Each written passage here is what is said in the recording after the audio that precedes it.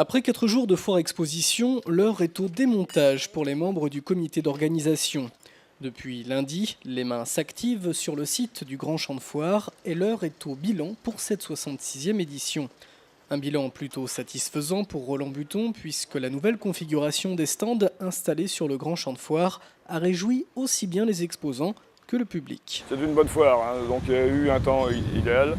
Les exposants ont retrouvé un champ de foire un petit peu différent, mais ils ont apprécié la nouvelle disposition qu'on leur a présentée. C'était certainement mieux que l'année dernière. Donc le grand champ de foire, je dirais avec la nouvelle chicane, les gens ont pu passer facilement.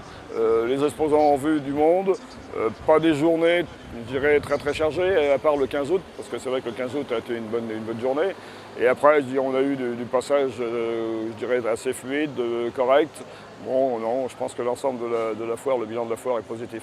Positif, même si la fréquentation a été moins intense les autres jours, ce qui n'a pas empêché les exposants de prendre de nombreux contacts avec la clientèle. La journée de vendredi, elle, a attiré les amateurs de courses cyclistes qui ont assisté au Grand Prix Denis Davier, avec en préambule du départ la présence, comme l'an passé, de l'ASVAM, l'association du Sud-Vendée des anciennes mécaniques, présente avec 16 véhicules de collection et qui a défilé plusieurs minutes devant les spectateurs autour de l'escadron de gendarmerie. La course cycliste, donc, le vendredi, nous a apporté du monde, mais là, effectivement, bon, les gens qui viennent pour la course, ce ne sont peut-être pas des acheteurs potentiels pour les exposants. Ça a peut-être diminué un petit peu le passage le temps que la course se fasse, mais il y a toujours eu un passage régulier. C'était pas, je dirais, les commerçants, c'est peut-être ce qui les intéresse aussi, parce que quand il y a trop de monde, c'est pas facile de causer. Donc là, j'ai bien vu que les stands étaient à peu près, je dirais, il y avait quelques personnes dans les stands où je passais, et ils ont certainement dû faire des chiffres. Mais certains exposants m'ont dit qu'ils avaient fait une très bonne foire.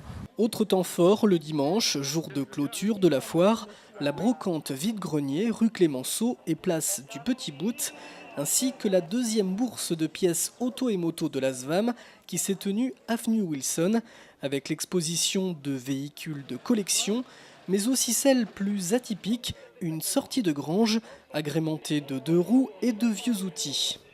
Et c'est en tout 35 à 40 000 visiteurs qui se sont déplacés lors de ce cru 2013 de cette 66e foire exposition. Si l'aménagement du Grand Champ de Foire a donné entière satisfaction, il n'en est pas de même pour son petit frère. Des modifications seront à l'étude pour l'an prochain. La disposition du petit champ de foire est à revoir un petit peu parce que bon, il y a eu quelques trucs qui m'ont pas plu, qui nous ont pas plu. Mais il faut revoir ça et puis suite à je dirais l'ancienne usine électrique qui a été vendue, on ne sait pas trop ce qu'il va y avoir. Donc pour l'instant, le grand champ de foire restera tel qu'on l'a présenté sur le plan cette année et le petit champ de foire est à améliorer un petit peu. Les organisateurs vont maintenant plancher sur l'ossature de la prochaine édition, tout en trouvant un équilibre entre l'espace limité et les finances du comité. Sachez que la 67e foire exposition de Luçon est d'ores et déjà programmée du jeudi 14 au dimanche 17 août 2014.